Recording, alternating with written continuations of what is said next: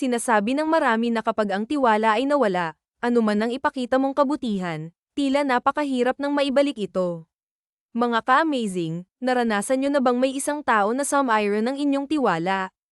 Narito ang kwento ng buhay ni Marikit anak. Marikit, ayos ka lang ba? Patanjin nga kung may sugat, tanong ni Rafael, na puno ng pag-aalala. Nang tingnan niya ang tuhod ng bata, laking pasasalamat niya na wala itong sugat. Bakit ba tayo tumatakbo? Tanong pa niya, nakaramdam ng matinding awa sa kanyang anak na walang kaalam-alam na ang kanilang tinatakbuhan ay ang kanyang ama. Marikit, pakiusap, huwag ka nang tumakbo, hingal na sabi ni Rafael habang papalapit sa kanya, pawis na pawis. Agad niyang hinawakan ang kanyang anak. Ano bang nangyayari, Rafael? Hindi porkit nagtatrabaho ako dati sa mansion bilang katulong, ay maaari mo na akong utuin. Ayokong maging kabit mo, sagot ni Marikit, puno ng determinasyon. Ngunit paano nga ba nagsimula ang lahat? Marikit, ipinapatawag ka ni Sir. Pumunta ka raw sa kwarto niya, sambit ni Ligaya, ang kanyang kasamahan sa mansion. Bakit daw? Tanong ni Marikit na puno ng pagdududa. Ito ang unang pagkakataon na siya ay ipinapatawag sa kwarto ng kanyang amo. Mag-isip ka na, baka may ginawa kang mali, pananakot ni Ligaya, na nagdulot ng kaba sa kanyang puso. Diyos ko, Ligaya, wala naman akong maalala. Huwag naman sanang ganun, sagot ni Marikit, kahit kinakabahan, pilit pa ring ngumiti. Matapos ang ilang saglit, umalis siya mula sa paghuhugas ng mga plato at dumiretso sa kwarto ng kanyang amo. Matapos ang pangatlong katok, narinig niya ang boses ni Rafael na nag-uutos sa kanya na pumasok. Kaya kahit siya'y kinakabahan, binuksan niya ang pinto. Ay Diyos mio Marimar, muntik nang mapamura si Marikit sa kanyang nakita. Wala siyang damit pang itaas si Rafael at tanging tuwalya lamang ang nakatapi sa kanyang katawan. Sa gulat, agad niyang isinara ang pinto. Sinabi ko, pumasok ka. Bakit mo sinara ang pinto? Irritable na tanong ni Rafael mula sa loob. Sir, hindi ko po siguro kayang pumasok. Magdamit ka po muna, please, sagot ni Marikit, na may halong kaba at pag-aalala. Nagtagal bago nakasagot si Rafael. Biglang bumukas ang pinto. Agad na ipinikit ni Marikit ang kanyang mga mata, akala niya'y ganoon pa rin ang ayos ng kanyang amo. Masyado kang owa. Magbihis ka na lang, dahil may lakad tayo ngayon, sabi ni Rafael, ang kanyang boses ay napakalapit sa kanya. Dahan-dahan, iminulat ni Marikit ang kanyang mga mata. Diyos ko Lord, patawad po, sigaw niya sa pagkabigla. Tumambad sa kanya ang napakaakit na katawan ni Rafael, na busog sa gym at tila perpekto. Agad siyang tumalikod na may ngiti sa labi, na tila nahuhumaling sa kanyang amo. Umalis ka na, Marikit. Magbihis ka. Hintayin mo ako sa baba, utos ni Rafael, na tila hindi alintana ang kanyang reaksyon. Pagpasok niya sa kanyang kwarto, nagtataka siya kung saan sila pupunta. Wala siyang kaalaman sa mga desenteng damit dahil lumaki siya sa probinsya at napilitang pumunta sa Maynila upang magtrabaho. Hindi siya nakapagtapos ng kolehiyo dahil sa utang ng kanyang ina matapos ang operasyon nito sa sakit na cancer. Upang matulungan ang kanyang ina sa pagbabayad ng utang at maitaguyod ang kanyang dalawang kapatid, kinailangan niyang itigil ang kanyang pag-aaral at maghanap ng trabaho. Ang kanyang ama ay may bagong asawa at hindi na sila pinapansin. Matapos magbihis, hinintay niya si Rafael sa baba. Hindi nagtagal, bumaba na ito na nakasuot ng formal na damit at may itim na shades. Sir, saan po ba tayo pupunta? Parang mukhang katulong ako pagkatabi kita. Natatawang tanong ni Marikit habang naglalakad sila patungo sa kotse. Katulong naman talaga kita, Marikit, sagot ni Rafael, na nagdulot sa kanya ng tawanan. Oo nga pala, bakit ko nakalimutan? Pagdating nila sa kotse, agad na pumasok si Rafael sa driver's seat, ngunit nahirapan si Marikit na buksan ang pintuan. Sanay kasi siya sa mga pampasaherong jeep at tricycle lamang. Sir, baka pwede mo akong tulungan dito, reklamo niya sa nakabukas na bintana ng kotse. Iritadong bumaba si Rafael at binuksan ng pinto para sa kanya. Salamat sa bodyguard, anak ng Erit, bulong ni Rafael, na nagdulot ng tawa kay Marikit habang siya'y umuupo sa loob ng kotse. Pag-alit na isinara ni Rafael ang kotse. Sige sir, sirain mo na yang kotse mo, sagot ni Marikit na may halong biro. Hindi na siya sinagot ni Rafael at nagmaneho na sila patungo sa kanilang destinasyon. Bata pa lamang si Marikit, Siya ay kilala na sa kanilang probinsya dahil sa kanyang masiglang ugali at pagiging masayahin. Kaya naman dala-dala niya ang mga katangiang ito habang siya'y lumalaki. Hindi gaanong masungit si Rafael at madalas itong tahimik. Stricto lamang siya at perfectionist, ngunit sanay na rin siya sa mga biro ni Marikit, na nagiging dahilan kung bakit minsang nagiging masaya ang atmosfera sa mansion. Sir, hindi mo naman po sinabing may bonus ka pala sa sahod ko, nangingiting sabi ni Marikit habang pinapanood ang pagparada ni Rafael ng kotse. Hindi siya sinagot ni Rafael, sa halip, lumabas ito ng sasakyan. Agad na binuksan ni Marikit ang pintuan, nag-aalala na iiwan siya ng kanyang amo, ngunit katulad ng kanina, naguguluhan pa rin siya sa sistema ng sasakyan. Sir, tulungan mo naman ako. Paano ba ito? Pagbubuksan mo ba ako ng pinto o sisirain ko itong kotse mo? Sigaw ni Marikit mula sa loob ng kotse, kahit alam niyang hindi siya naririnig ni Rafael sa labas. Mangiyak-ngiyak siya sa sitwasyon. Bigla, nakita niya si Rafael sa labas na binubuksan ng pintuan ng kotse. Agad niyang pinunasan ang mga luha at umupo ng maayos, parang isang may aura. Sino ba talaga ang alipin sa ating dalawa? Iritadong tanong ni Rafael pagkabukas ng pinto. Hindi siya sumagot, tila mas may gana pang magtampo kay Rafael. Nauna na itong maglakad patungo sa hagdan, ngunit huminto nang mapansin na hindi siya sinundan ni Rafael, na tumigil sa harap ng elevator. Dali-daling lumapit si Marikit sa kanya, nag-aalala. Hayaan na lamang siya ni Rafael sa kanyang mga trip at walang sinabi ukol dito. Pagdating nila sa itaas, dumiretso si Rafael sa isang mamahaling tindahan at agad na pumunta sa seksyon ng women's apparel. Kumuha siya ng ilang damit at sinubukan ang mga ito sa harap ni Marikit. Ah, sir, para sa akin po ba yan? Walang hiya niyang tanong. Oo, seryosong sagot ni Rafael, dahilan upang manlaki ang mga mata ni Marikit. Ah, sir, kung ganoon, ako na pong mamimili, sabi niya, dala ng excitement, tinakbo niya ang mga damit na matagal nang tinitingnan, karamihan ay long dress at gowns. Sir, bagay po ba sa akin? Afford niyo naman po, totoo. Ba kahit magkano, gusto ko po kasi talaga ng ganito, at feeling ko po maganda ito sa akin, nagtatatalon siya sa tuwa. Susukat ko na po, Nakatingin lamang si Rafael sa kanya ng seryoso. Hindi, putol ni Rafael sa kanyang sinasabi. Killjoy talaga, bulong ni Marikit, ngunit nagpatuloy pa rin siya. Bakit po ba ako ililibre ng damit? Alam ko namang wala akong mga damit, pero ito po ba yung sweldo ko, sir? Mas gusto ko na lang ang pera kaysa sa gamit. Ako na lang po ang bibili sa ukay-ukay. Masyado pang mahal dito, Bibili ako ng damit para magmukha kang tao. Darating si Mama bukas kasama sina Grail, sagot ni Rafael. Si Graciel, ang fiancé nito, ay nasa abroad dahil sa trabaho, habang si Graciel naman ay isang modelo. Oh, anong pakialam mo sa akin at sa mama mo? Dapat si Ma'am Gracie lang ang bilhan mo ng damit. Tsaka pagseselosan pa ako, dagdag pa ni Marikit, na hindi pa kilala ni Rafael at ni Grail, dahil umalis na ang mga ito sa bansa bago siya nagtrabaho kay Rafael. Ikaw ang magiging girlfriend ko, seryosong sabi ni Rafael, dahilan upang matigilan si Marikit. Ano po, sir? Hindi pa naman po ako pumapayag, at nanliligaw po ba kayo? Oh my God, napatakip siya sa kanyang bibig sa pag-iisip na iyon. Hindi niya inaasahang liligawan siya ng kanyang amo. Hindi, ikaw ang magiging girlfriend ko para sa pansamantala. Kailangan kong pigilan ang kasal, kaya ipakikilala kita sa kanila bilang nobyo ko. Hindi ka pwedeng makita ng nanay ko kapag nandito na siya. Hindi niya pwedeng malaman na nagtatrabaho ka sa akin, paliwanag ni Rafael. Bakit po ayaw niyo kay Graciel? Modelo na yun, napakaganda at mayaman. Bakla ka po ba, sir? Walang preno niyang tanong, dahilan upang matigilan si Rafael. Ngunit agad niyang pinagsisihan ang sinabi ng biglang corner-in siya ni Rafael sa likuran ng salamin, ipinatong ang isang braso sa itaas ng kanyang ulo at inilapit ang mukha nito sa kanya. Ramdam na ramdam niya ang paghinga ng lalaki sa kanyang mukha, kaya't agad siyang nag-iwas ng tingin. Sir, gusto ko po magical yung first kiss ko. Ayoko ng violent na kagaya mo, natatakot na sabi ng babae, narinig niya ang mahinang pagngisi ni Rafael at dahan-dahan itong lumayo. Ang pinakaayaw ko sa lahat ay tinatawag akong bading. Nandito tayo para mamili ng mga damit para sa iyo, at sumang-ayon ka na lamang dahil wala ka rin namang magagawa. Taytripan ko ang weldo mo, Chris, seryosong sabi ni Rafael bago tuluyang maglakad upang mamili ng damit. Oo na po, sir, pero magkano po ang sahod?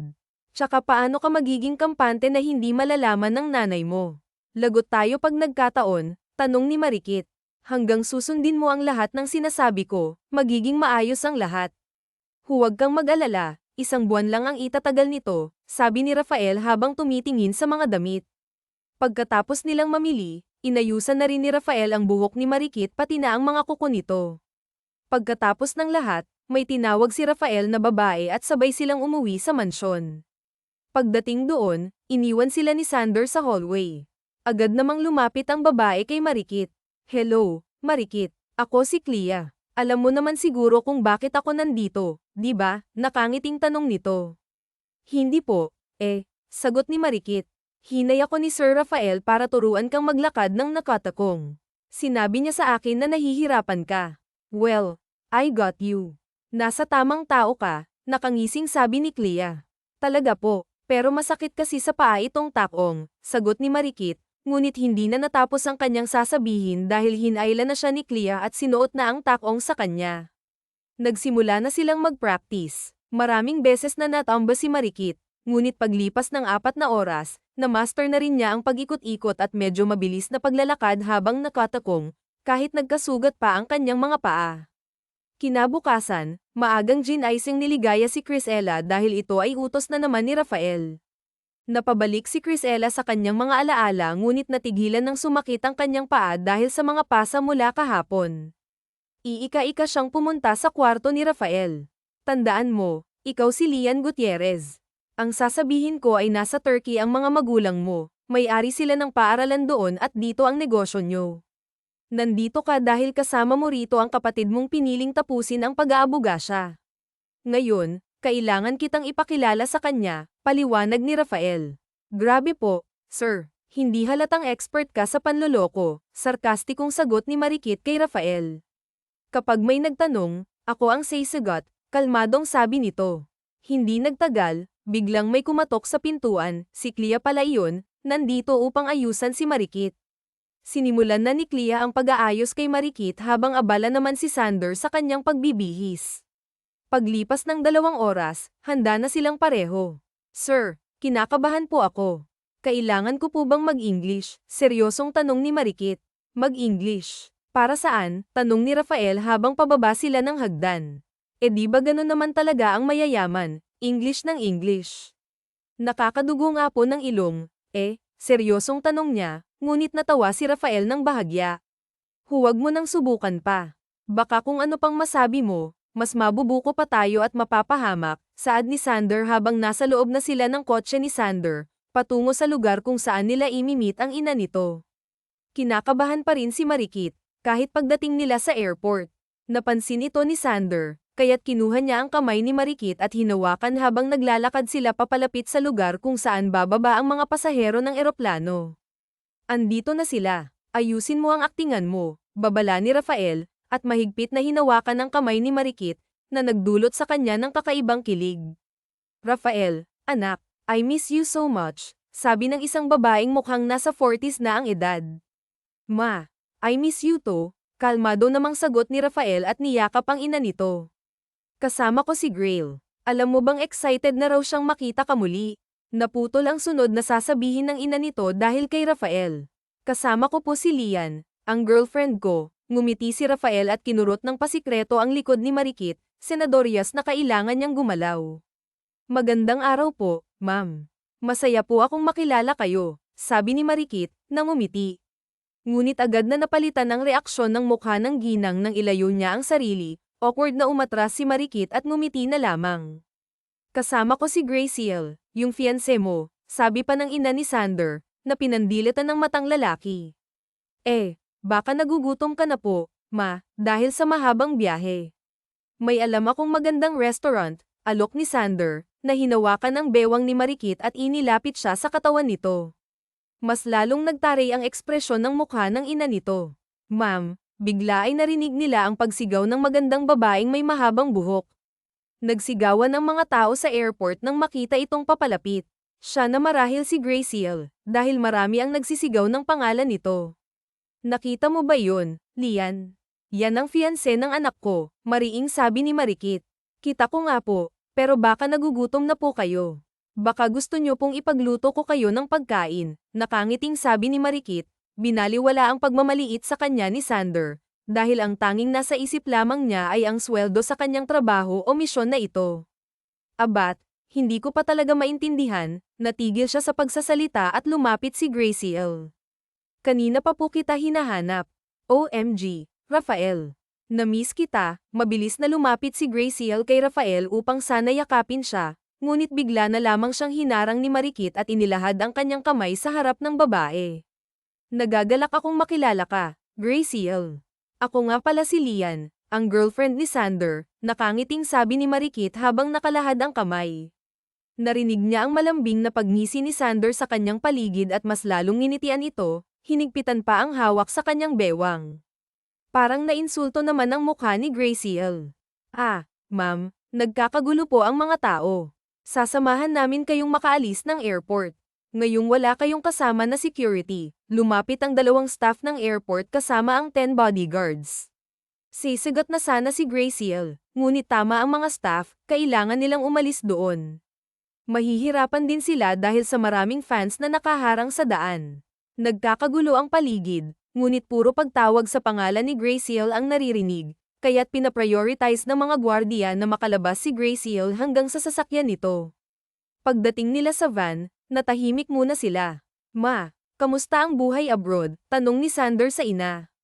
Kamusta ang buhay mo rito? Bakit may kasama ka kaagad na ibang babae? Nakakalimutan mo bang may fiancé ka? Sabi ng ina nito, na halos masuka sa tuwing tinitingnan si Marikit. Mom, it's okay. Huwag po kayong magpa-stress, pigil ni Graciel sa ina ni Sander. Tama si Graciel, Maria. Huwag nang maraming iniisip. Isa pa, pagod ka dahil sa biyahe. Maayos naman ang lahat sa amin, di ba, Graciel? Matapang na tanong ni Sander sa fiancé nito. Ang totoo, alam niyang gusto talaga ni Graciel na makasal, ngunit hindi lamang nito pinapahalata sa ina nito. Oo naman. Madadaan pa po siguro ito sa usapan, naguguluhang sagot ni Rachel. Ayaw niyo po ba sa akin, ma'am? Tanong ni Marikit, kahit halata namang halos sakalin na siya ng ina ni Sander, na may kaunting galit sa kanya. Rafael, ilayo mo sa akin ang babaeng ngayon din umuwi na tayo sa bahay at ibalik mo siya sa kung saan mo man siya napulot. Irit ang sabi pa nga ng ina nito habang si Rafael ay nagpipigil na nga lamang ng tawang lumingon kay Marikit na ngayon ay nagtataka. Marikit, pakiusap, tama na ang nalaman ni mama na tinraidor siya ng sariling anak niya dahil sa'yo, pwedeng tumahimik ka na lang muna. Pilit na pinapakalma ang sariling sabi nga ni Rachel. Grabe naman po yun, Tror, kaagad ito na pumananahimik na. Sarkastikong sabi pa nga ni Griselda at tumingin na nga lamang sa labas ng kotse. Abat, may gana ka pa talagang sumagot, wala na bang kaihi yung pagmumukha mo? Hindi mo ba narinig na may fian ng anak ko? Halata pa nga ang 1 segundo na lamang ay parang magagawa nga nitong sampailan si Marikit dahil nga sa galit, mabuti na nga lamang talaga at sumabat na nga si Rafael. Ma, huwag kang magalit kay Lian. Sa akin ka dapat magalit. Alam kong may fancy ako pero minahal ko siya at niligawan. Hindi kita tinayuan. Sadyang hindi lang kami nag-gracial para sa isa't isa. Sabi pa nga ni Rafael na parang tapos na nga ang lahat, kahit anong mangyari, ikakasal kayo ni Grail. Rafael, si Grail na nandito simula nung bata ka pa, si Grail na totoong may pakialam sa iyo, kaya yang babaeng yan, hiwalayan mo na siya, galit na sambit pa nga nito. Hindi na nga lamang sumagot pa si Rafael at binigyan ng ina ng kung ano. Nilinggan nga ni Rafael si Marikit at nagpigil na nga lamang ito ng tawa nang makitang naka-headphone pala siya at ginagalaw-galaw pa nga ang ulo para sa bayo ng music. Tila walang pakialam nga sa kaguluhang nangyayari. Pagdating nila sa restaurant, wala silang imik na kumain. Hindi komportable ang senaryong yun kung kaya't mabilis na natapos ang lahat. Walang imik pagkarating nga sa mansyon ni Rafael, agad na nagpakuha nga ito ng inumin sa kanyang kwarto na agad namang sinunod ni Marikit. Kamusta po ang acting ko, sir? Pwede na po ba sa ABS-CBN? Pwede na po ba akong mag-audition? Makulit na tanong pa talaga ni Marikit. Ayos naman. Kasya na ba ang 3K na sweldo? Tanong nga nito habang nagsasalin nga ng inumin sa baso. Grabe ka naman po, sir. 3K lang. Ang kagaya kong magandang modelo na taga-Turkey ang magulang, Hindi basta-basta tatanggap ng 3K lamang na sahod, no? Ang hirap kaya ng role ko. Ako lang yung nakakaperwisyo. Involved doon ang inumin, hindi nga lang sing mahal nitong mga inumin ni Rafael, sir. Bakit po ba ayaw niyong may kasal? Tanong nga ng babae. Lumilipas na nga ang halos 2 oras, nakakarami na nga sila ng bote. Medyo tumatama na rin ang epekto ng alak sa kanilang dalawa. Ayoko ng responsibilidad, lalo na sa taong hindi ko gusto. Kahit anong gawin ko, hindi ko magagawang mahalin si Grail, lasing na sagot na nga ng lalaki. Kung ganun po, sir, may babae ka po bang nagugustuhan? Hindi naman ako maniniwalang wala eh. Lahat kaya tayo may crush, tumatawa pa nga ang babae habang lasing. Biglang natigilan nga ang lalaki at hindi sumagot. Tiningnan nga ni Rafael si Marikit, makatitig na pala ang lalaki dito.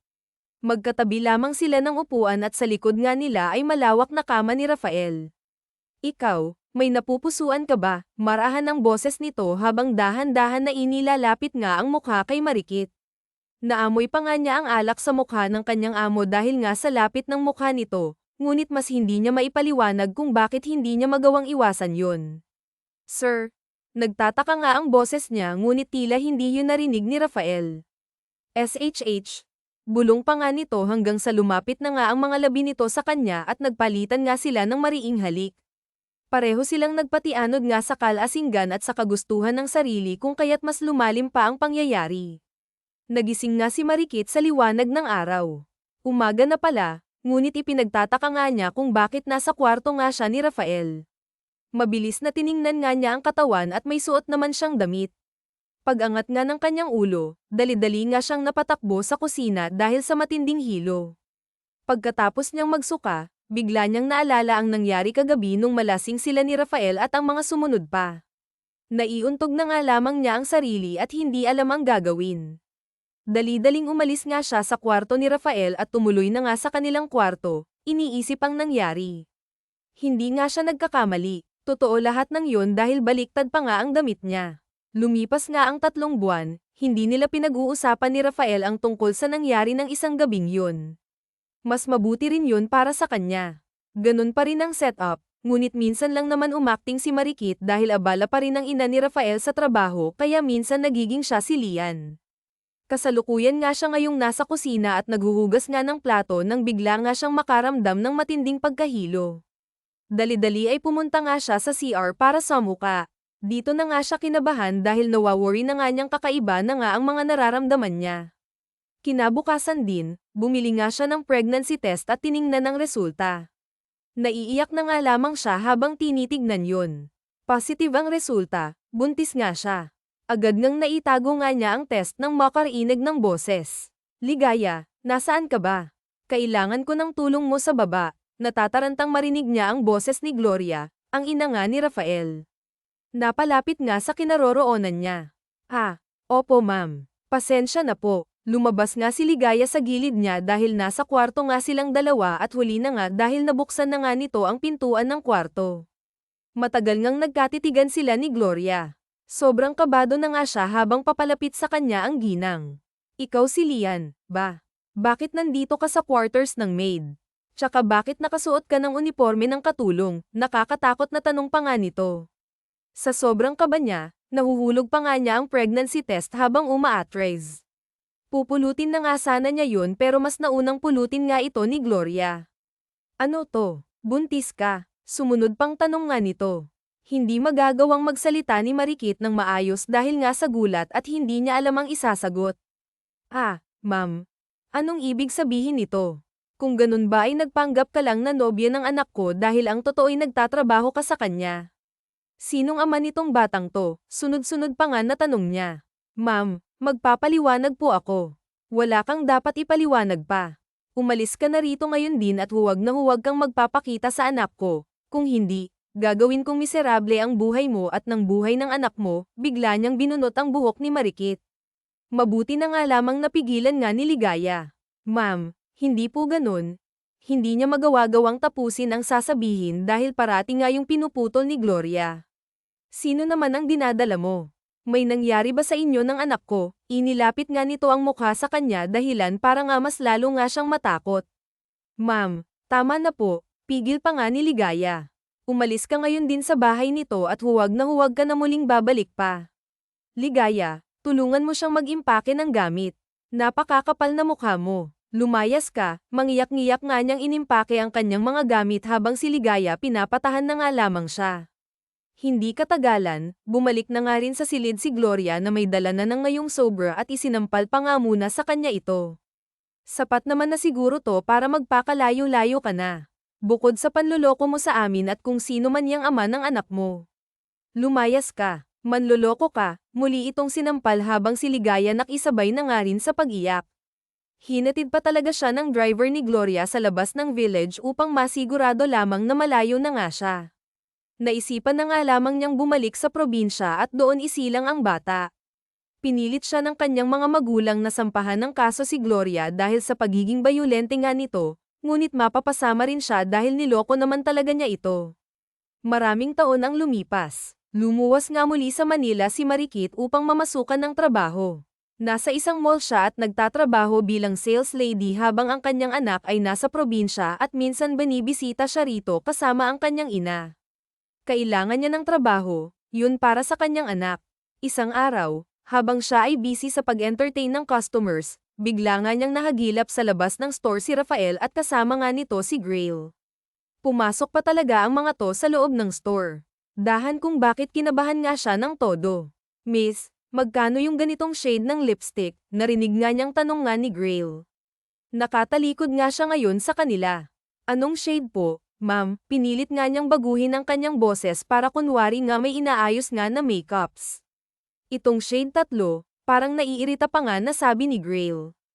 Kahit kailan talaga, mataray pa rin ito. 379 lang po, ma'am, sale po yan. Ma'am, pwede bang harapin mo ako? Nasaan ba ang customer mo at dyan ka nakatingin? Iritado pa nga na sabi ni Grail. Hayaan mo na, kunin mo na lang yan, narinig niyang sabi ni Rafael. I'm sorry po, dahan-daang hinarap nga niya ang mga ito, pinapangarap na sana hindi nga siya makilala ng mga ito. Ngunit mabuti at umalis na pala si Grail at pumunta sa counter kaya si Rafael ang nakakita sa kanya. Marikit, ito ang unang beses na narinig niya ang nagugulat na boses ni Rafael. Hindi nito maipaliwanag ang sarili. Wala sa katinoan ay bigla nga nitong niyakap si Marikit ng pagkahigpit habang siya naman ay hindi alam ang gagawin. Sir, anong ginagawa mo? Tanong pa nga niya. Ang tagal kitang hinanap, Marikit, sabi nga nito at pinakawalan nga siya sa yakap. Sir, kasama po ang fiancé niyo, hindi niya pwedeng makita ang kausap mo. Kailangan ko na pong bumalik sa trabaho, sabi nga niya. Kaagad tumalikod na nga ito nang makitang tapos na nga si Grail sa counter. Babalik ako dito, Marikit, sabi nga nito at agad nang umalis. Naku, Diyos ko, huwag na, Rafael. Sakit lang sa ulo kung babalik ka pa rito, naiinis pa nga na sabi nga niya. Hindi na nga siya narinig ng lalaki dahil nakalayo na nga ito. Bumabalik na naman sa kanya ang alaalang palayasin nga siya ng ina nito sa mansyon at kung paano nga nito minaliit ang kanyang pagkatao. Habang pauwi nga siya sa apartment, todo-todo nga ang pagtulo ng kanyang mga luha. Isinusumpa niya sa sariling hindi na nga niya kailanman ay lalapit pa ang anak kay Gloria. Kinabukasan sa trabaho, katulad nga ng nakasanayan niya, araw-araw ay mag-entertain ng customer at tutulungan nga sila sa problema. Ngunit nag-ambala na naman ang kanyang focus nang pumasok nga sa store si Rafael na may dala panggang plastic. Ano pong kailangan nyo, sir? Baka kailangan nyo po ng cream para po sa oily face. Maganda po itong product, nakangiting sabi pa nga niya habang hawak-hawak nga ang isang sunscreen na ine-endorse nga sa lalaki. Masyado kong gwapo para gumamit ng cream. Hindi niya moari kung seryoso ba itong sinabi ni Rafael o nagbibiro lang. Baka kailangan nyo po ng lipstick, tumaas pa nga ang kilay niya.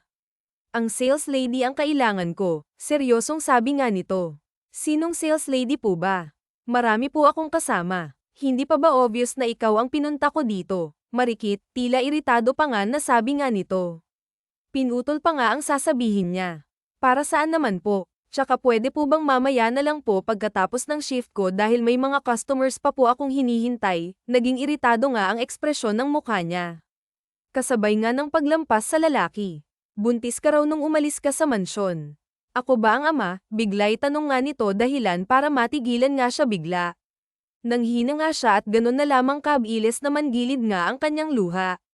Rafael, umalis ka na, matigas sa pagkakasabi pa nga niya sa katuluyan na nga itong iniwan upang ipagpatuloy ng trabaho. Dahan-dahan nga ang paglalakad niyang umalis sa store. Hindi mapigil ang pagbuhos nga ng kanyang mga luha. Marahil na trigger nga yun ni Rafael kanina. Bakit nandito pa rin siya? Bulong na nga lamang niya sa kanyang sarili. Dali-dali ngang nagpunas ang luha at tumuloy na nga lamang sa paglalakad. Lalagpasan na nga sana niya ang lalaki pero makulit ito at hamarang pa talaga sa daraanan niya. Mag-usap tayo, marikit, pakiusap. Ito nga ang unang beses na narinig nga niya ang side na ito ni Rafael. Ngunit hindi siya napigilan ni It, sinubukan pa rin niyang makawala hanggang sa maramdaman nga niyang sinusundan na pala siya nito. Susundan kita hanggang sa marating mo ang bahay mo. Hindi mo naman siguro gustong matuklasan ko kung saan yun, ba? Sarkastikong tanong nga nito dahilan para matigil siya at harapin ng lalaki. Ano ba ang gusto mo? Hindi mo na ako pagmamayari, Rafael. Tapos na ang trabaho ko nung umalis ako. Bakit nandito ka pa rin? Iritadong tanong nga niya na ngunit imbes na sumagot nga ito lumapit pa nga ito at pinunasan nga siya ng luha. Patawad. Hindi ko alam ang dahilan kung bakit ka umalis. Dumating na lang ako sa mansyon na wala ka na roon at sabi ni mama na naglayas ka na raw. Bakit? Bakit hindi ka nagpaalam sa akin? Bakit hindi mo kaagad sinabi na may problema ka? Tanong nga nito. Bakit, Rafael? Bigo ba ang plano mo nung umalis ako? Nagalit ba si Grail at ang nanay mo nung nawala ako? Tanong nga niya sa loob-loob niya ay parang sisubog na nga at gusto na nga niyang isumbat lahat-lahat dito pero pinipigilan nga siya ng isiping ina pala nito si Gloria na alam nga niyang hindi magiging healthy para sa kanyang anak. Marikit, hindi. Oh, edi bakit ka nandito ngayon? Pababalaykan mo ba ako sa trabahong magpanggap na naman? Rafael, ayoko na ng ganang trabaho. Makakaalis ka na dahil wala ka namang mapapala sa akin sinasabi pa nga ni Marikit. Sinabi lamang niya ang mga ayon para umalis na nga ang lalaki dahil ang totoo na pamahal na nga rin naman siya sa ginagawa niya dati at nag-enjoy, hindi niya may pagkakaila na masaya ang kasama nga si Rafael dahil nag-e-enjoy nga siya na kasama ito. Marikit, gusto ko lang malaman kung bakit ka umalis. Kung may problema ba noon? May nagawa ba akong hindi mo gastuhan? At kung bakit buntis ka raw sabi ni Ligaya pag alis mo? Walang problema noon, Rafael. Oo, totoong buntis ako sa naging jowa ko dati, hindi ko lang sinabi umalis ako dahil napag-isipan kong kailangan kong alagaan ang bata at dahil na rin sa nalaman ng mama mong hindi ako ang tunay na nobyo mo, naisip kong wala ng rason pa para magtagal ako doon. Sorry kung hindi ko sinabi kaagad, sabi nga niya at nagsimulang maglakad pero pumunta na nga naman siya sa unahan. Wala akong maalalang naging nobyo mo dati, Marikit. Pwede ko bang makita ang bata? Tila nagmamakaawa pa nga na saad nga ng lalaki. Bakit mo ba gustong makita ang anak ko? May dapat ba siyang bayaran Naiirita pa nga niyang tanong nung may nangyari sa atin, hindi ba nagbunga yun? Marikit, hindi ba ako ama? Tanong pa nga nito. Natigilan siya ng ilang segundo bago tuluyan muling hinarap ito at sumagot, wala Rafael, kaya kung pwede ba umuwi ka na sa inyo at kailangan ko ring umuwi bukod sa hindi ko maintindihan kung bakit ka nandito sa harapan ko. Pagod na rin ako, Marikit. Simula nung umalis ka, hindi ko maintindihan pero hinahanap na kita palagi. Nung sabihin sa akin ni Mama at Ligaya na nabuntis ka, kumpiyansa akong ako ang ama ng dinadala mo. Hindi lang talaga ako mapakali na hindi ka makita at makausap. Hinanap kita, ipinagtanong-tanong ko, pero dito rin pala kita matatagpuan. Sinsirong sabi pa nga nito, I'm sorry, Rafael, pero hindi ikaw ang ama ng anak ko. Kailangan ko nang magpahinga at umuwi. Malumanay pa nga na sabi niya at umalis na nga sa harap nito. Mabuti naman at hindi siya hinarang pa nga nito.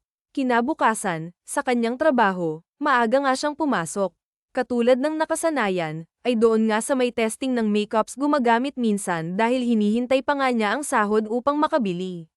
Kailangan kasing presentable sila lagi at magandang tignan tuwing papasok nga sa trabaho habang nagre-rent lamang siya ng kaunting gamit. Ang naubos nga niyang lip tint. Bigla namang may lumapit na customer. Itong shade, maganda to. Boses nga yun ni Rafael. Nagtaka naman siya dahil bakit ito nagtitingin-tingin sa mga lipstick.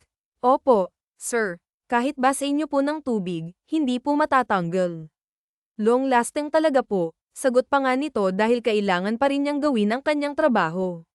Pwede bang eye testing? Tanong pa nga ni Rafael. Mas lalo ngang naguluhan si Marikit sa isip niya.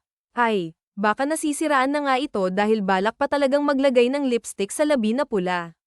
Walang problema, sir. Alam niyo po bang nakakaakit talaga ang lipstick na yan kapag ginamit at lakas maka-experience rin sa labi? May gel ang ingredients ang lipstick na kaya iwas dry lips din po, sir, dagdag pa nga niya. Ganun ba? Pwede bang sa'yo ka-try? Ang pangit kasi siguro tignan kung sa labi ko ilalagay, ngumisi pa nga si Rafael. Dahan-daang naglaho ang mga ngiti ni Marikit ngunit pumayag pa rin siya. Ha, pwede naman po, sir. Ngumiti na nga lamang ito. Ako sanang maglalagay. Ayos lang ba? Dagdag pa nga na tanong ito. Pumayag naman din siya dahil naiisip nga niyang customer din naman ito kahit papaano. Napakalapit ngayon ng mga mukha nila habang nilalagay nito ang lipstick sa kanyang mga labi. Kitang-kita niya kung paano titigan nga ng lalaki ang mga labi niya. Nang mapagtanto niyang tapos na nga, siya na ang humiwalay. Kinuha niya ang salamin at tinignan ang sarili. Bagay nga sa kanya ang lipstick na yun ngunit mas hindi nga niya maintindihan bakit namumula ang pisngi niya. Bagay nga sa crush ko. Kukunin ko na to tsaka itong mga ano nga ulit tawag sa manggangta. Gumising nga ito ng nakakaloko pagkatapos ay nagtingin na naman ng bagong produkto. Matagal bago nga na-process ni Marikit ang sinabi nito, pero mabilis din niyang ibinalik ang focus sa customer. Blush on, kung gusto mong makabenta ng marami, ilagay mo sa basket na lahat ng gusto mong makeups at babayaran ko, seryosong sabi pa nga nito dahilan kung bakit siya natigilan. Girl, seryoso ba siya? Walang boses nga na sabi nga ng katrabaho nga ni Marikit na nasa likod pala kanina pa. Sir, lahat po yan gusto ni Marikit. Nako, Chris. Grab the opportunity.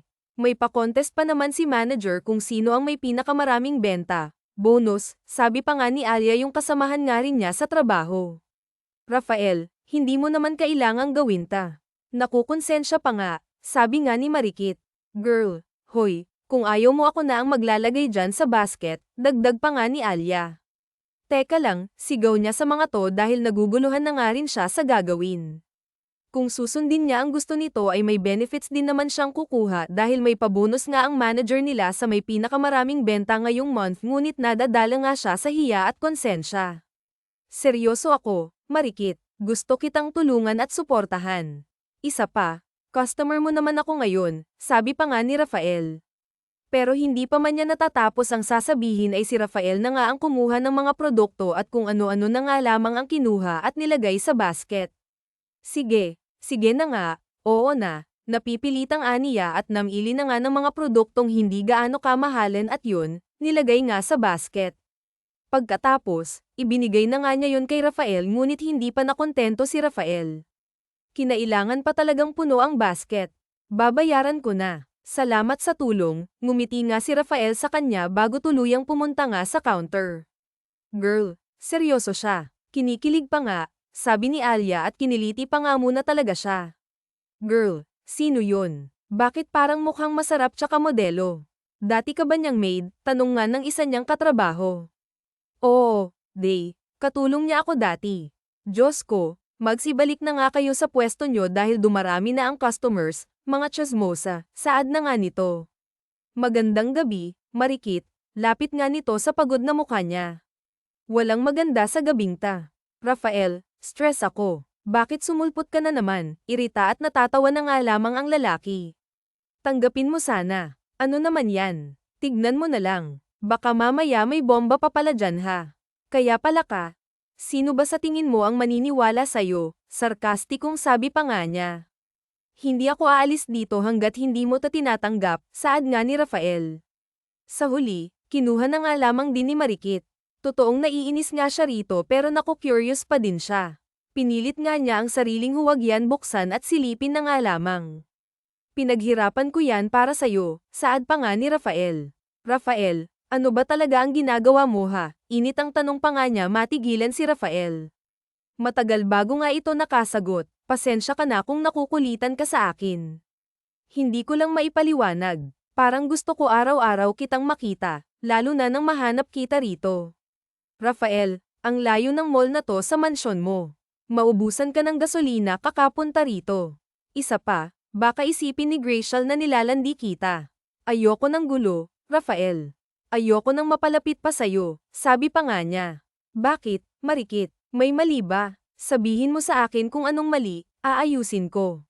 Ayaw nga kitang makita. Sabi na nga lamang nito at nilayuan na ang lalaki. Kinabukasan, kasama niya ang anak na pumunta sa mall. Malapit na kasi ang pasukan sa paaralan kaya ipagbibili nga niya ito ng mga school supplies. Habang naglalakad sa may mga papel na store, biglang ang nakita niya sa labas si Rafael kasama na naman nito si Grisel. Agad siyang kinabahan at kinuha nga ang anak para magtago. Bakit ba siya nag-ito, sinusundan ba niya ako? Grabe naman ka-obses si Rafael kung ganun. Easy naman pa talaga si Grisel. Neriitang sabi pa nga niya pagkakita nga niya sa labas, wala na nga sila kaya nakahinga nga siya ng maluwag. Inilabas na nga niya ang anak niya. Mommy, bakit po parang may tinatakasan ka po? Tanong nga ng anak niya, ang 6 na taong gulang na nga. Wala yun, anak. Halika, bili tayo ng mga damit mo, sabi pa nga niya sa anak. Masaya namang nagtatatalon nga si Rocky, ang anak niya. Matagal ring pinag-ipunan nga ito ni Marikit kaya naman dadalhin nga niya ang anak dito kahit saan nga nito gusto. Mommy, gusto ko po doon, itinuro nga ni Rocky ang H&M na brand. Ngumiti lamang siya at pinagbigyan ng anak sa kahilingan nga nito. Pagkapasok ng nila roon, agad-agad na nagtingin-tingin sila ng mga damit para sa mga bata. Malawak ang store na yun kaya nagagawa pang maglaro nga ni Rocky at magtatatakbo nga doon. Rocky, sigaw nga niya nang mapansing mababangga nga ang anak nito ng isang lalaki na nakatalikod. May kasamang lalaking yun na babae at magtititigan nga sila ng mga heels sa may gilid. Agad niyang tinakbo ang anak. Sorry. Okay ka lang, pamilyar nga na boses ang narinig ni Marikit pagangat nga niya. Nakita nga niya si Rafael, taka nga ang reaksyon nito. Okay lang po ako, Mommy, sabi ni Rocky, ngunit mang iyak-iyak nga ito na humarap sa ina. Hindi naman makapagsalita ng diretso si Marikit lalo nga nang magtama ang paningin nila ni Grisel. Oh, Griselda yung maid, anong ginagawa mo rito? Walang modong tanong nga ni Grisel sa tono pa lamang ng boses niya. Bakit kayo lang ba ang may karapatang mamili rito? Mataray na sabi naman ni Marikit na iisip kasi niyang kung hindi niya tatarayan nga ito, siya ang magtataray kaya uunahan na nga niya ito. Habang papalabas nga ay bigla nga niyang napansing sinusundan naman pala sila ni Rafael, halos takbuhin na nga niya ang kalsada, huwag lang mahabol nga nito ngunit napatigil nga siya ng halos madapan na nga si Rocky dahil sa pagmamadali. Naawa naman siya sa anak kaya tumigil na nga lamang siya sa pagtakbo. Anak, pasensya ka na. Ayos ka lang ba? Patanjin nga kung may sugat ka, nakukonsensya pa nga na tanong niya sa anak. Pagtingin nga niya sa tuhod niya, laking pasalamat nga niyang wala naman palang sugat ang anak nito. Mommy, bakit po kayo tumatakbo? Tanong nga nito, nakaramdam siya nung matinding awa sa anak. Walang kaalam-alam ito na ang papa niya ang tinatakbuhan ni Marikit. Huwag ka nang tumakbo, pakiusap. Hingal na hingal pa nga nasabi ni Rafael habang papalapit, pawis na pawis nga ito, agad na hinawakan nga niya ang anak ng mabuti. Ano na naman ba, Rafael? Hindi porkit nagtrabaho ako sa'yo dati bilang katulong ay pwede mo na akong utuin. Ayokong maging kabit mo pa, una nga niya rito.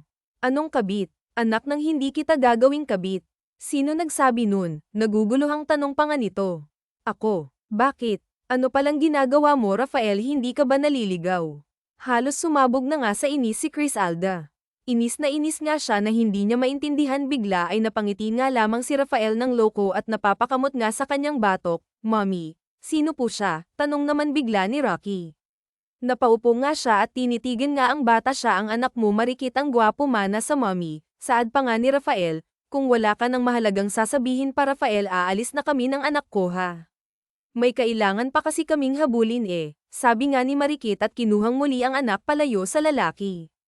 Pwede ba kitang ayain kumain mamaya, pupunta ako sa lugar mo, isama mo na rin ang anak mo. Ngumiti si Rafael, wow, ang kapal mo talaga, may fiancé ka na nga, nagagawa mo pa akong landiin. Irita ang sabi nga niya. Marikit, hindi ako fiancé ni Grail, matagal nang putol ang engagement, paliwanag nga nito.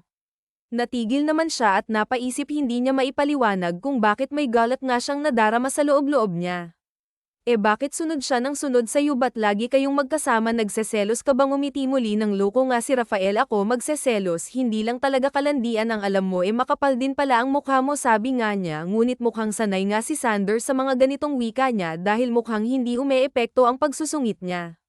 Samahan ko na kayong mamili, sabi nito sa kanila. Paano si Grail, otomatikong tanong niya, ngunit agad ding natigil nga nang ma-realize nga ang sinabi na mula ang kanyang pisngi sa kakahiyaan nga, lalo na nang makita ng ngisi nito. Ang ibig kong sabihin hindi pwede. Mommy, isama na po natin siya, kawawa naman po siya dahil mag-isa lang po siya, bigla sabat naman ni Rocky habang nakangiti pa nga kay Rafael. Good boy talaga ano ngang pangalan mo ulit, tanong nga ni Sander. Rocky po, masayang sabi naman ng bata at napatalon pa nga dahil sa tuwa. Bigla ay binuhat nga siya ni Sander dahilan kung bakit mas lalo itong mapangiti. Pwede ko po ba kayong tawaging daddy, biglang nga ng bata na ikinagulat nga ni Marikit. Rocky, daddy, oo naman, walang problema sa akin yun, hindi ba magagalit ang papa mo, tanong pa nga ni Sander. Ina pa nga ang boses nito sa pagkakabanggit nga ng papa. Wala naman po akong papa, sabi po ni mommy, iniwan na raw po kami ni papa ko. Malungkot na wika pa nga ng bata. Rocky, kailangan na nating tumuloy, may night shift pa ako sa trabaho, suwi niya. Bago pa nga kung ano ang malaman nga ni Sander, nauna na nga siyang maglakad at sinundan lamang siya ni Sander. Marami-rami na nga rin ang napamili na nga nilang mga gamit ni Rocky sa school. Papaubos na nga rin ang dalang pera ni Marikit.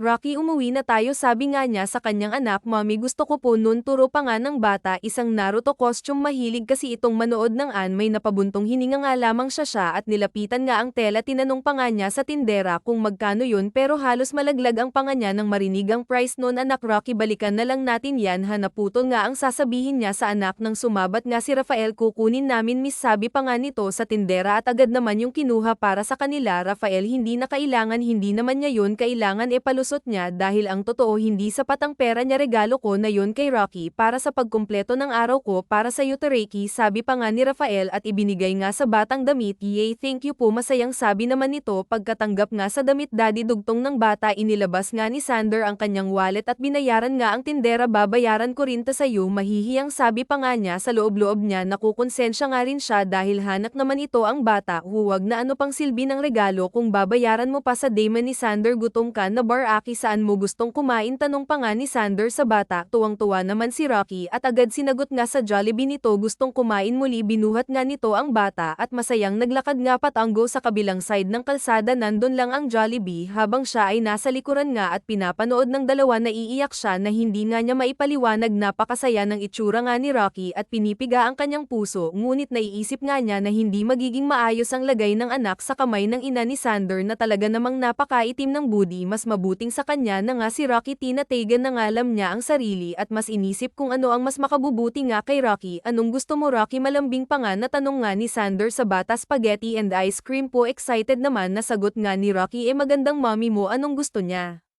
Lokong tanong pa nga nito na tinignan pa talaga siya. Wala akong gana, tsaka isa pa, bakit ba nandito ka pa rin ba? Kasama mo si Gretch, bakit mo siya iniwan? Tanong pa nga niya. Umuwi na yun, tsaka wala naman kami dapat pakialamanan, sabi pa nga ni Sander. So ano na order mo? Kahit na ano, wala nga, ikaw nang bahala. Sige, i-order ko na lang lahat, dadalhin sa bahay ninyo para makilala na rin ako ng nanay mo. Commandant pa talaga si Rafael kay Criselda. Nakakaloko, oo na ito na, sige spre na lang, maghahanap na ako ng table. Na inis na nga lamang na saad niya at lumakad na nga na nakasimangot na upo na nga lamang siya roon habang tinatanaw ang mag-amang masayang nag-uusap. May tinuturo pa nga si Rocky habang inaasar naman ito ni Sander na hindi yun kukunin para sa kanya. Hindi siya may pagkakailang nakakaramdam ng galit dahil nga sa masayang mga ngiti nga anak. Hindi niya rin maitagong parang may kung anong kumirot sa kanyang dibdib dahil kay Rafael. Pumunta na nga sa lamesa si Rafael habang nakpiggyback pa nga si Rocky. Ibinaba nito ang bata sa tabi niya, saka nga siya naupo sa harapan niya. Nagmamadali kami ng anak ko, dapat mabilis lang tayo ha. Paalala pa nga nito, walang problema, bibisitahin ko pa rin naman si Rocky sa mga susunod na araw. Saad pa nga ni Rafael,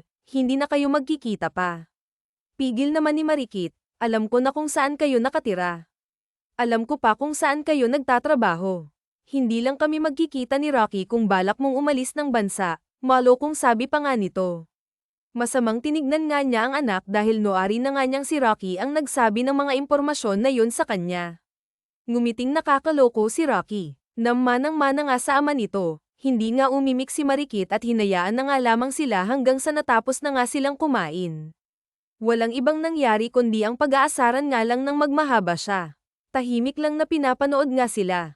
Halos gabi na nga rin nang magsulat nga sila ng landas ni Rafael.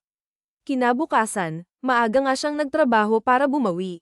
Hindi nga siya nakapasok sa kanyang night shift dahil sa sobrang pagod, kaya babawi nga siya ngayon. Hapon na, pero hindi nga niya maipaliwanag sa sarili kung bakit parang kanina pa nga siya tingin ng tingin sa entrance ng store na parang may hinihintay nga hanggang sa sumapit na ang oras na uwian nila. Ngunit wala pa ring Rafael na lumabas. Malungkot siyang naglakad palabas ng mall. Magandang gabi, magandang binibini, narinig nga niya ang malalim at seryosong boses nga ng lalaki na pamilyar nga sa kanya. Rafael, anong ginagawa mo dito? Tanong niya ulit. Ewan niya, pero naiinis siya pero kinikilig naman siya. Para sa'yo, bigay nga nito ng bulaklak kay Marikit. Tinitigan pa muna niya iyon, hindi alam ang gagawin. Anong gagawin ko dyan? Kakainin. Marikit, sinabi sa akin ni Rai lahat ng paborito mong pagkain. Alam kong paborito mo ang toto, kaya binili ko, saad pa nga nito. Napatawa na nga lamang siya. Babayaran ko ba tong toto? Akala ko ba alam mong naliligaw ako? So ngumiti muli nang nakakaloko si Rafael. Ha, kailan pa? Kahapon. Sabi mo saad pa nga nito. Kung ayaw mong tanggapin, di ako na mismong magdadala sa bahay nyo. Sabi pa nga ng lalaki na aktong babawiin nga ang buhok mula sa pagkakalahad nga niya. Akin na, ngingiti na yan, pang-asar pa nga sa kanya ni Rafael. Rafael, uuwi na ako ha. Wala akong oras makipaglokohan. Saw, alam kong pagod ka na. Bakit hindi mo ako sabayan kumain? Alok pa nga ni Rafael. Hindi na, umuwi ka na sa inyo, Mataray na sabi pa nga niya. Libre ko, pwede ka pang mag-take out, kinindatan pa talaga siya ni Rafael ng nakakaloko. Dahil kilala nga niya ang babae kung gaano kita ko nga, naisip niyang magandang ideya rin yun kahit gaano karami. Napangiting ang lalaki.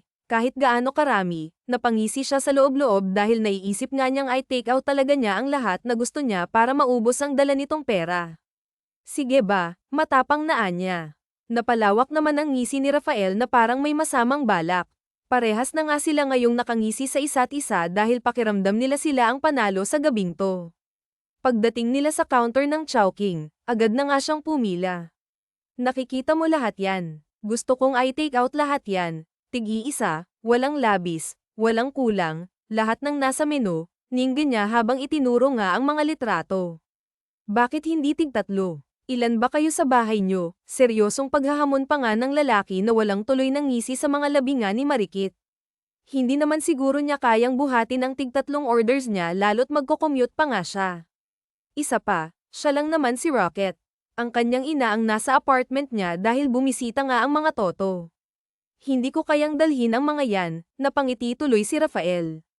Pagkatapos niyang sabihin ang kanyang order, naghanap muli siya ng available na table para sa kanila. Nakaupo na nga siya roon nang hindi katagalan dumating na nga si Rafael. Malungkot ang ekspresyon ng mukha niya sa pag-aakalang maiisahan nga niya ang lalaki. Oh, bakit ka nakasimangot? Tanong nga nito. Wala lang, mukha kasing geraang, tinarayan niya ito. Tumawa na nga lamang si Rafael. Ang cute mo parang banggit naman na binata nga ni Rafael sa kanya dahilan para maramdaman niya ang pag-init ng kanyang mga pisngi. Ano tayo, Rafael? 18 years old, pagsusungit pa nga niya. Seryoso ako, Marikit. Seryoso, Rafael. Bakit mo ba ginagawa to? Hindi mo ba talaga nakukuha ang dahilan o nagmamaang-maangan ka lang? Alam kong natatakot ka dahil sa mga pinagdaanan natin. Alam kong natatakot ka dahil kay mama. Pero sana huwag mo namang dalhin yun sa present. Ginagawa ko naman ang lahat Huwag kang ang magbulag-bulagan pa, saad pa nga nito. Gustong gusto kita, seryosong sabi na nga ni Rafael. Oy, ang badoy naman ng taste mo kung ako ang nagustuhan mo. Hello, hindi mo ba naalala ang katulong mo ako dati? Maid mo lang ako, parang nandidiring saad ni Pangan niya sa kanyang sarili. Sa tingin mo ba may mangyayari sa atin ng gabing yun kung hindi kita gusto? Paalala pa nga ni Rafael. Hindi nag-iwas na nga lamang siya ng tingin.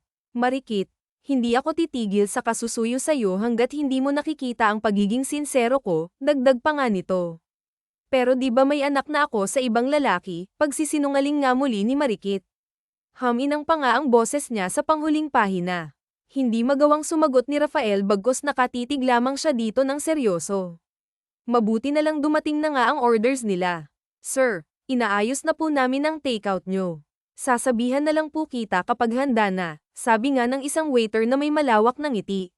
Sige, salamat, sagot naman ni Rafael. Kumain lamang sila ng tahimik. Halos 30 minutes na nga ang nakakalipas pero walang may gustong magsalita. Mas mabuti na yun para kay Marikit. Baka may gusto ka pang puntahan pagkatapos nito, tanong pa nga ni Rafael. Ang totoo'y naghahanap lamang ng dahilan si Rafael para mas matagal na nga niyang makasama si Marikit kahit ang kapalit pa nga noon ay ang pagkaubos nga ng pera nito. Wala, masyado akong pagod para doon, sagot nga niya.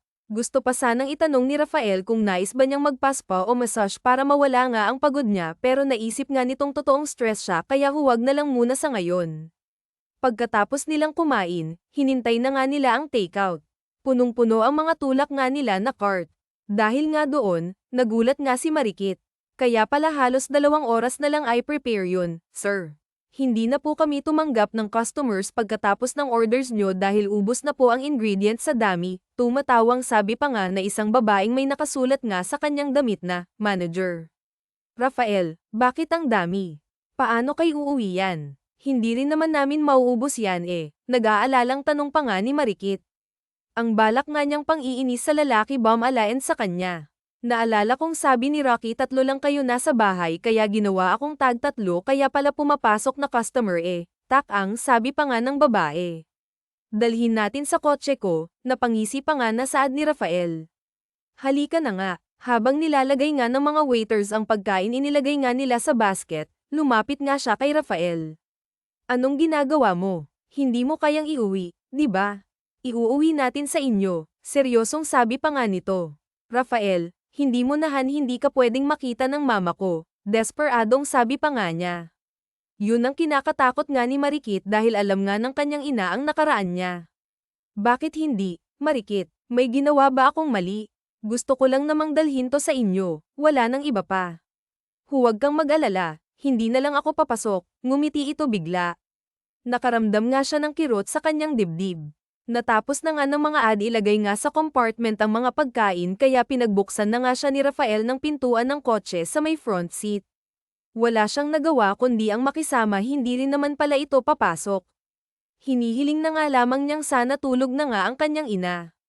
Maraming mga batang namamaligno sa street namin, samahan mo na lang akong ipamigay sa kanila, sabi ni Marikit. Walang problema sa akin, at yun nga ang ginawa nila. Maraming salamat po. Ate ganda, nakangiting sabi pa nga ng huling batang binigyan nga nila ng pagkain. Sa sobrang tuwa niya, napaiyak nga siya at hindi nga niya napigilan ang sarili at bumaba ng kotse para yakapin ang batang yun habang umiiyak sa tuwa. Pagkawala nga niya sa bata hinarap niya si Rafael na nakangiti sa kanyang likuran may kung ano sa dibdib nga niya ang lubos na tumibok at hindi nga niya napigilan ang sariling yakapin si Rafael gulat nga si Rafael at halos magyelo na nga ito sa kanyang kinatatayuan. Salamat at hinayaan mo akong gawin to. Napakasarap talaga sa pakiramdam na nakakatulong at nakikitang masaya sila dahil sa akin, naluluha pang ang saad nga nito at dahan-daang yamakap pabalik sa kanya. Pinatahan naman siya ni Rafael hinalikan nga ni Rafael si Marikit sa kanyang noo. Kahit ano para sa'yo, Marikit, bulong pa nga nito kung mawala nga siya mula sa pagkakayakap ngunit pagkawala niya nakita nga niyang bumukas ang gate ng kanyang tinitirahan. Nasa tapat nga lang kasi sila noon pagkabukas nga nun nakita nga niya ang kanyang hina na mukhang nag-aalala nagtama ang mga mata nila agad-agad na hinayla nga niya si Rafael sa kanyang likuran. Anak, Diyos ko, saan ka ba napupunta at nag-aalala ako sa'yo? Hindi mo sinasagot ang tawag ko, mabilis na lumapit nga ang kanyang ina.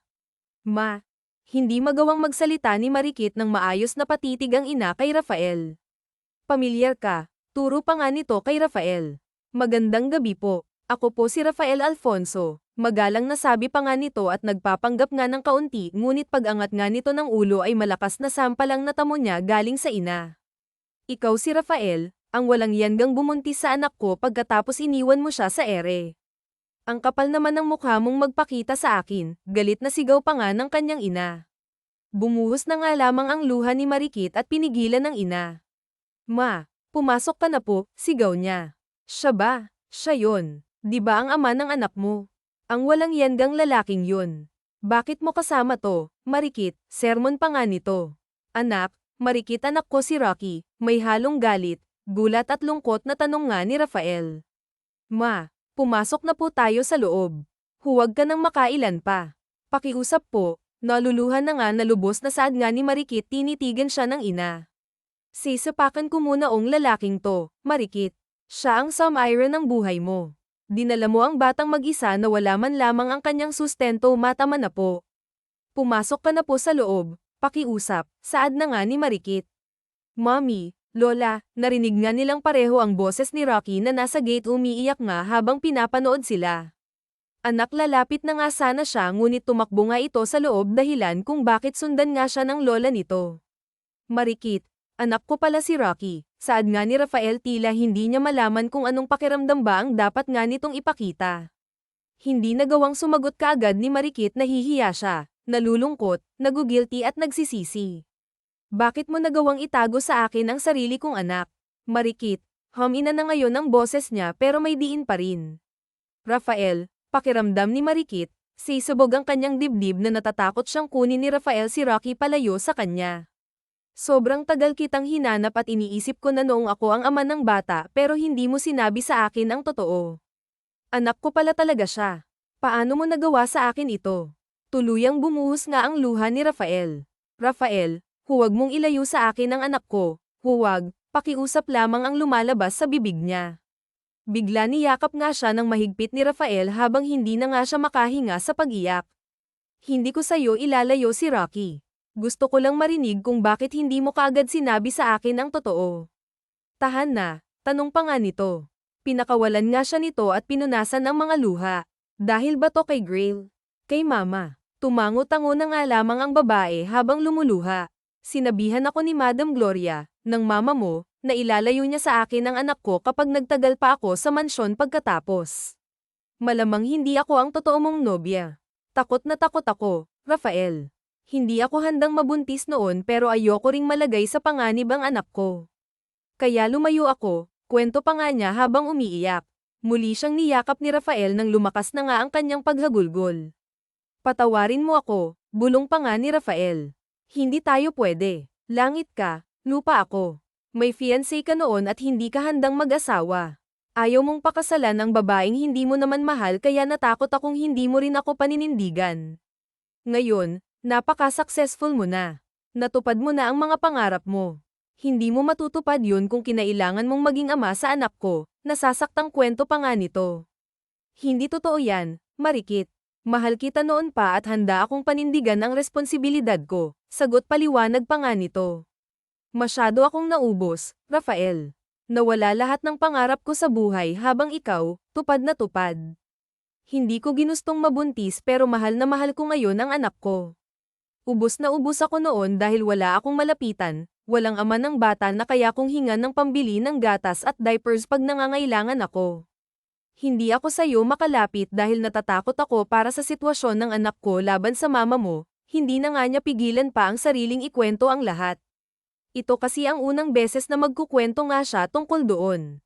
Ilabas mo lang lahat, Marikit, paulit-ulit na hinalikan nga nito ang kanyang noo.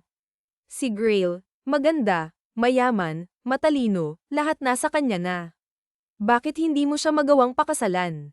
Yun lagi ang nasa isip ko, Rafael. Huling sabi nga niya dahil wala na nga siyang sapat na lakas upang dugtungan yun. Hindi yun totoo, Marikit.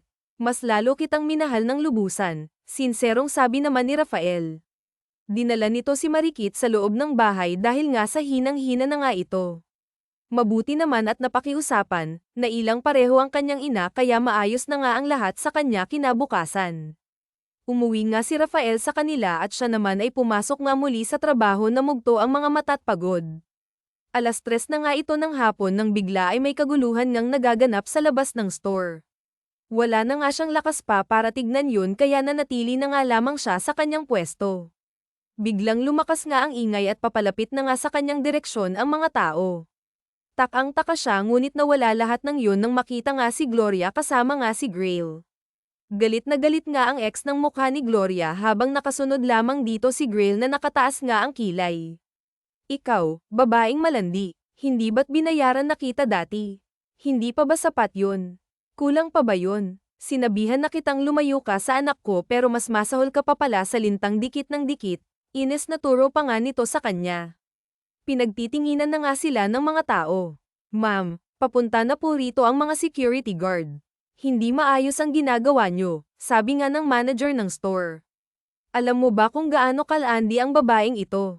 Kilala niyo ba ang anak kong palaging nandito? May fiancé na yun pero nilalandi pa rin ang babaeng ito. Kasal na lang ang kulang. Itong empleyado mo ang mali. Siya dapat ang lumayas dito, sigaw pa nga niya sa manager. Ma'am Gloria, hindi totoo yang sinabi niyo, sabi naman ni Marikit pagkatapos nga niyang sabihin yun ay bigla nga siyang sinampal ni Grail. Ang tagal kitang pinagtipa ng Makati mong katawan. Nakakahiya. Kunwari ka pang mabait ka sa harap ng ibang tao pero ang totoo, sobrang itim ng budi mo. Sigaw pa nga nito sa kanya pero nagulat nga si Grisel nang sampailan nga siya pabalik ni Marikit. Hindi ako papayag na apihin niyo ulit ako dahil ako ngayon nagtatrabaho ka nung marangal at nagmamahal lang ako nung totoo.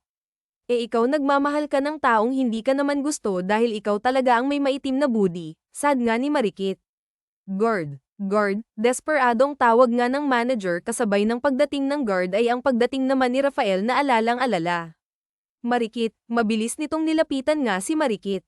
Anong ginawa niyo? Tanong nga ni Rafael sa kanyang ina at kay Grail. Kapag may nangyaring masama kay Marikit, magpatawaran na lang tayo dito, Mama. Napakaseryoso ng boses nga nito habang nakatingin sa kanyang ina at kay Grail na mukhang takot na takot nga sa pagdating nito. Binuhat nito si Marikit at dinala sa kanyang kotse para dalhin nga sa ospital at ipacheck habang ang dalawang kontrabida naman makapagbayad ng malaki dahil sa mga nasirang gamit na produkto. Ipinagbawal na nga rin ang dalawang pumasok nga sa mall na yun lalo na nga si Gerchel na modelo at sikat ngunit piniling sirain ang imahe nito. Nagkalat ang mga videos at mga litrato ng pag-atake niya kay Marikit kaya sirang-sira na ang pangalan nito sa loob ng 5 minuto lamang. Lumipas ang 6 na oras, gising na nga sa wakas si Marikit. Nakita niyang nasa loob na nga siya ng ospital at katabi nga niya si Rocky habang si Rafael naman at ang kanyang ina ay nasa couch na hinihintay ang kanyang paggising. Gising na po ba si Mommy? Sigaw pa nga ni Rayleigh sa kanila dahilan kung bakit kumari pa nga ng takbo sina Rafael papalapit sa kanya. Pagkatapos ay tumawag nga ng nurse pagkatapos resetahan ng nurse ng mga gamot sa Marikit umalis na nga rin ito. Huwag ka munang uupo, relax ka muna. Nagugutom ka ba? May pagkain dito. Anong kailangan mo? Naghalal lang sabi pa nga ni Rafael tangkain nga niyang umupo. Ayos lang ako. Kaunti na lang sakit ng ulo ko. Mamaya na rin ako kakain dahil wala akong gana. Akala ko may nangyari masama na natakot ako ng lubusan pero naikwento sa akin na buti na lang lumaban ka patawarin mo ako walang mangyayaring masama sa akin Rafael kakayanin ko na ang sarili ko dahil hindi na ako papayag ulit na api nila ako gumiti si Marikit pagkatapos ay pinakawalan nga siya nito say yakap huwag kang mag-alala si sirang-sira na ang imahe ni Rachel dito kaya ibabalik siyang abroad dahil binabato siya ng mga masasamang komento rito hindi na siya makakalapit sa'yo si mama naman hindi ko hahayaang saktan ka huwag kang mag-alala may apartment ako sa Quezon doon tayo titira para makapag-relax ka hindi talaga yan pwedeng saktan ng nanay mo Rafael dahil kung hindi kami talagang magkakasakitan kapag sinaktan niya pati ang anak ko huwag kang mag-alala nandito lang ako salamat ma pero anong ibig sabihin na hindi ako magtatrabaho tanong pa nga ni Marikit kung gusto mong magtrabaho sa kumpanya ko na lang hindi ko hahayaang maulit ta ang sinabi ng nurse kulang ka sa tulog masyadong stress kaya nahimatay ka ayoko namang maulit-ulit yun isa pa babawi na rin ako sa lahat ng pagkukulang ko kay Rocky hinalikan nga nito ang mga kamay niya ngunit siya hinawakan nga siya sa pisngi Rocky bukas si daddy mo ang maghahatid sa paaralan okay lang ba yun talaga po daddy masayang tanong ni Rocky opo itong lalaking ito ang daddy mo siya ang totoo mong tatay paliwanag na nga ni Marikit bigla hindi makapagsalita si Rocky nanunubok nga ng ngiti at naiiyak na nga rin yakapin mo nga po si daddy sabi nga nito napatawan na nga lamang si Marikit at niyakap nga niya ito pagkatapos nga nun malambing naman na niyakap nga ng bata siya Rafael at Marikit daddy masaya silang pinanood ni Marikit napakasarap sa kanyang pakiramdam habang pinapanood ang kanyang mag-amang nagyayakapan sa isip-isip niya wala nga siyang mahihiling pa ang sakit na nadaram niya sa katawan ay nawala nga ng ganun kabilis 3 buwan ang lumipas kasalukuyan nga silang nasa isang resort na may simpleng decorations. Para sa kanilang kasalan ni Sander habang naglalakad siya sa red carpet ay hindi nga niya mapigil ang umiyak habang nakikita nga ang mga bisita lalong bumuhos nga ang niyang mga luha nang makita nga ang 3 nga niyang kapatid na siyang pinagsakripisyohan nga niya upang makapagtapos ang isa sa kanila ay let passer na ngayon habang 2 naman ay nag-aaral nga sa kolehiyo napakalambing ng ngiti ng mga sa kanya dahilan kung bakit pigain nga ang kanyang puso katabi ng kanyang mga kapatid ay ang anak na nag-wave nga sa kanya't ang kanyang ina na napakabanayad ng ngiti sa kabilang outside makita nga niya si Ligaya kasamahan nga niyang katulong kagabi maluha-luha nga ito sa kanya nginitian niya ito ng malawak sa gilid nga ni Ligaya ay si Gloria na wala nga ang kaninang ngiti bagaman ngumiti rin si Gloria sa kanya pagdating niya kay Rafael mas lalo tuloy na trigger ang nararamdaman niya nang makitang pumapatak na nga rin pala ang luha nito napakasarap na pa rin ang pangarap kong ikaw marikit huling sabi pa nga ni Sander sa kanyang speech you may no kiss the pride anunsyo nga mang pari dali-dali hinalikan nga siya ng banayad na halik ni Sander pagkatapos ay mahigpit na niyakap 3 taon nung lumipas baniyaya na nga sila ng 2 anak si Marikit ay may-ari na ngayon ng isang baking shop habang si Rafael nananatiling CEO na ang kanyang kumpanya maayos ang kanilang pamumuhay nakapagtapos na nga rin ang kanyang mga kapatid kaya hindi na nga siya naboboard sa malawak na mansyon dahil marami nga silang pamilya si Grail ay ipinakasal nga ng magulang nito sa isang maimpluwensyang lalaki na minahal din naman nito pagkatapos ng 2 taon lamambat din ang puso ni Gloria tinanggap nga si Marikit lalo nang makasama nga nito ang mga apo gayunpaman may biruang alitang nagaganap sa kanilang ina ni Marikit dahil minsan agawan ng apo masaya nga si Marikit sa lahat naiisip niya ang kahalagahan ng pagpapatawad hindi magiging masaya at malaya ang puso kung may matitira kang galit sa mga tao dahil ang tunay na sarap ng pagkalaya ay ang walang iisiping puot at hinanakit ituturo niya ang mga natutunan niya sa buhay kapag malaki na nga ang kanyang mga anak upang may matutunan din sila sa kwento nila ni Rafael.